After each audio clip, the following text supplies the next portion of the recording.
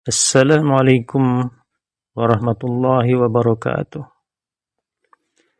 Alhamdulillahi rabbil alamin alladzi an'amana bil imani wal islam. Wassalatu wassalamu ala Rasulillah wa ala alihi wa man walah. Amma ba'du.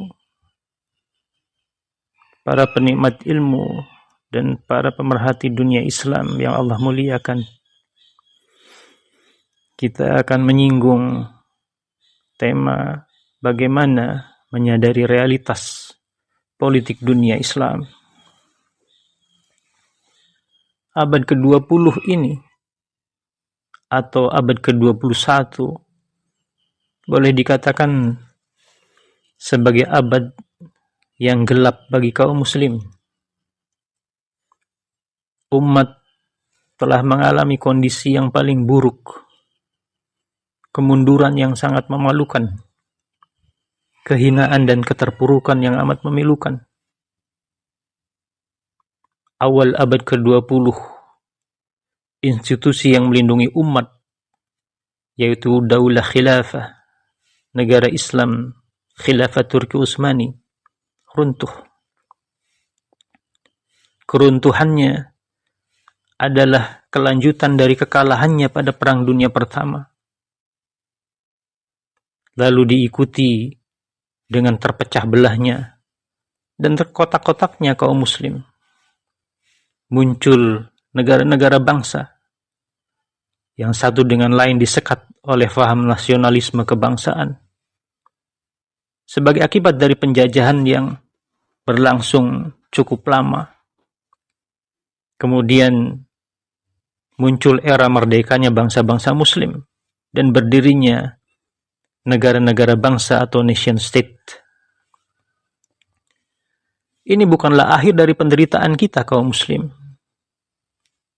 Faham nasionalisme ini justru memicu perselisihan antar bangsa-bangsa muslim itu sendiri, sehingga kekuatan kita semakin lemah. Merdeka dan bebasnya bangsa-bangsa muslim dari kolonialisme militer, penjajahan klasik, bukan jaminan menjadi bangsa yang berdaulat.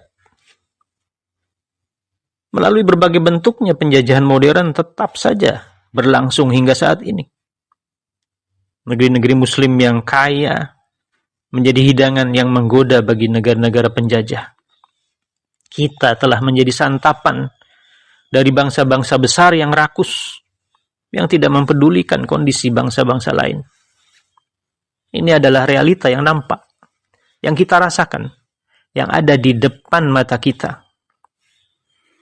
Jika seorang muslim tetap tidak memahami atau tidak merasakan realita ini, mungkin dia adalah salah satu dari dua orang, yaitu orang dungu yang tenggelam dalam kebodohannya hingga buta mata hatinya, atau orang yang mengaku berpihak dan menjadi bagian dari umat ini, padahal sebenarnya dia tidak memihak pada umat sedikit pun.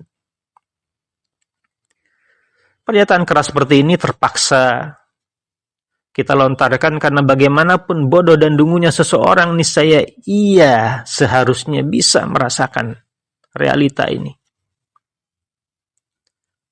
Bukti-bukti yang ada menunjukkan bahwa kita kaum muslim selama beberapa abad yang cukup panjang dulu pernah menjadi umat terdepan di dunia. Dunia memperhitungkan kita, kaum muslim, gentar terhadap eksistensi negaranya, dan mau mentaati dan mendengar perintahnya.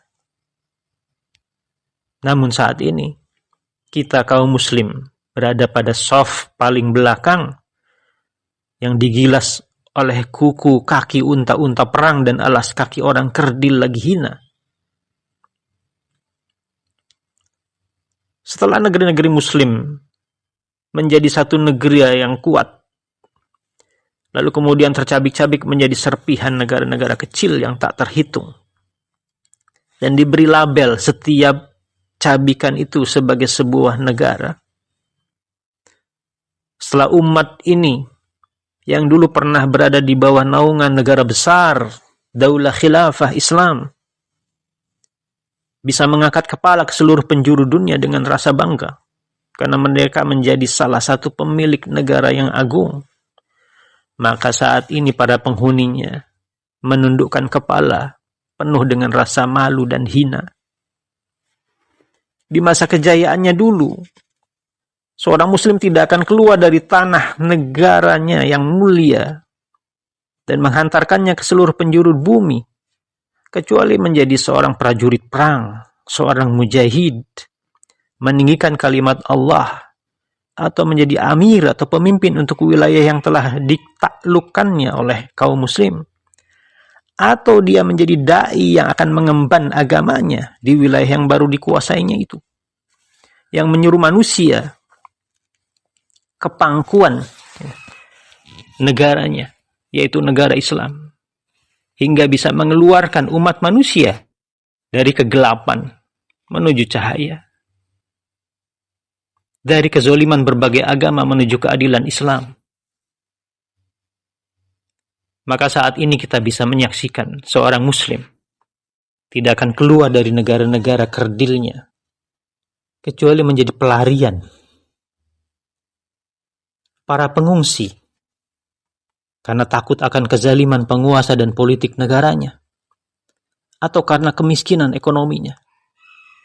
Lari ke Eropa, lari ke Amerika, menjadi buruh di tempat pembuangan sampah di New York atau Washington, lari ke Perancis menjadi pramusaji di Paris, atau menjadi gelandangan yang meminta-minta di jalanan kota London.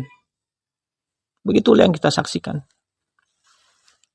Di masa kejayaannya, seorang kepala negara Islam atau khalifah tidak akan keluar dari negaranya kecuali menjadi seorang panglima perang bagi tentaranya, untuk menyongsong kemuliaan dan keluhuran, untuk meninggikan al-haq, menyebarluaskan Islam.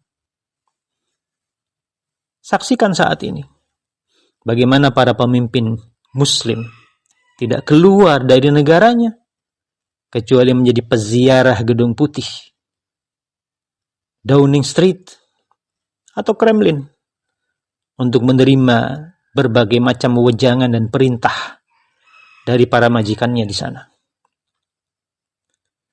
Di masa kejayaannya dulu, para penduduk negara Islam senantiasa bebas mengadakan perjalanan siang maupun malam dari bagian negara manapun di dunia Islam, pulang pergi dengan aman dan tenang, karena merasa bahwa keluarga dan saudara-saudaranya berada di setiap jengkal tanah kaum muslim.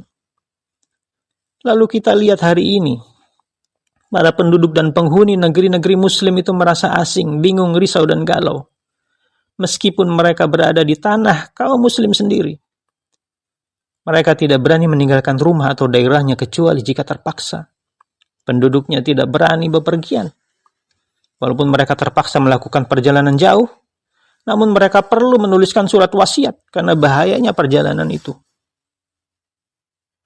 Di masa kejayaannya dulu, setiap kebijakan untuk memecahkan berbagai masalah yang dihadapi kaum muslim ditetapkan melalui kekuasaan dan otoritas negara Islam, negara khilafah Islam. Kita bisa melihat saat itu orang-orang seperti Salahuddin Al-Ayyubi, Qutuz, atau Baybars memerintahkan keputusan yang mereka inginkan sesuai dengan apa yang ditetapkan oleh agama mereka, sehingga mereka mampu mengusir kaum salibis dari negeri-negeri kaum muslim waktu itu, menahan serangan Mongolia. Lalu pada hari ini kita menyaksikan para penguasa negeri-negeri muslim berkata, 99% dari lembar kebijakan itu berada di tangan Amerika. Artinya hanya 1% saja yang tersisa di tangan. Ini diucapkan oleh salah seorang penguasa muslim di wilayah Timur Tengah pada beberapa dekade lalu.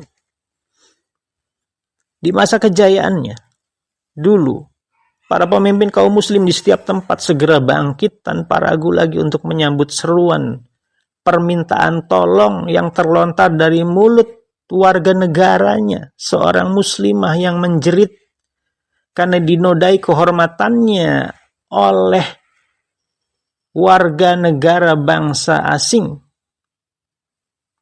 Dia berteriak, wahai kaum muslim, wahai khilafah, wahai khalifah, wahai mu'tasim, wahai khalifah mu'tasim. Apa yang dilakukan oleh penguasanya saat itu? Khalifah Mu'tasim. Ia segera membebaskan negeri itu, menaklukkan wilayah musuh yang menodai muslimah, menghukum pelakunya, mengembalikan kehormatan muslimah tersebut, dan meninggikan kalimat Allah Subhanahu wa Ta'ala. Lalu kita saksikan hari ini bagaimana pemimpin kaum muslim tidak tergerak sedikit pun hatinya, tidak bergoyang sedikit pun pelupuk matanya. Padahal mereka mendengar berjuta-juta jeritan minta tolong dari saudaranya sesama kaum muslim, anak bangsanya. Saksikan dan dengarkan bagaimana jeritan saudara kita di Filipina, Thailand Selatan, Kashmir, Uzbekistan, Afghanistan, Irak. Yang terbaru adalah Palestina, Lebanon.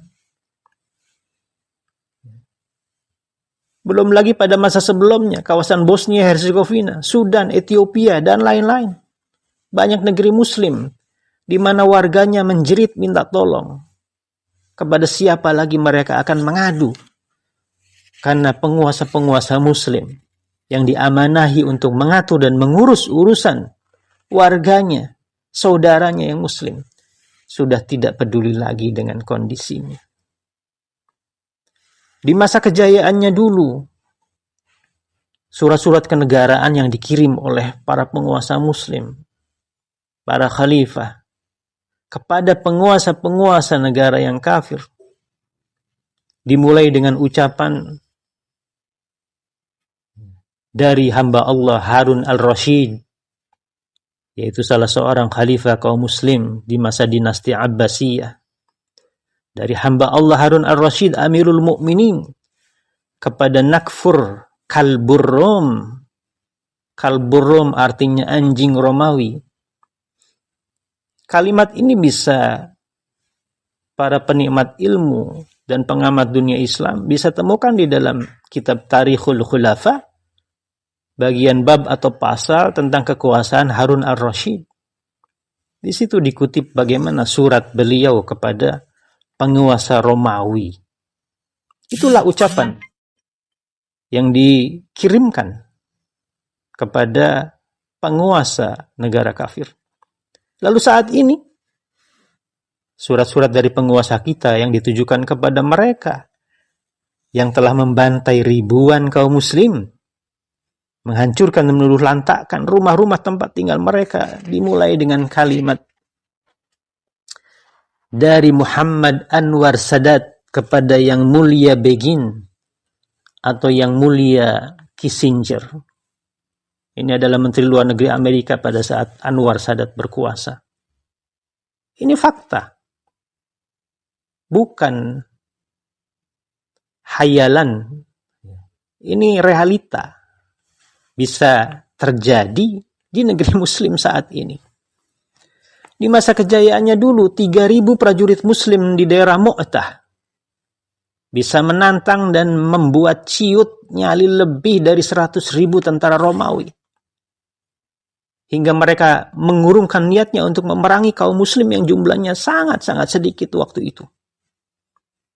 Lalu perhatikan saat ini, lebih dari 1 miliar, hampir 2 miliar kaum muslim gemetar, gentar, tidak bisa berkutik di hadapan sekitar 8 atau 10 juta manusia lemah. Kaum yang Allah laknat, kaum Yahudi. Yang Allah telah tetapkan kehinaan atas mereka. Lalu apa yang telah terjadi sebenarnya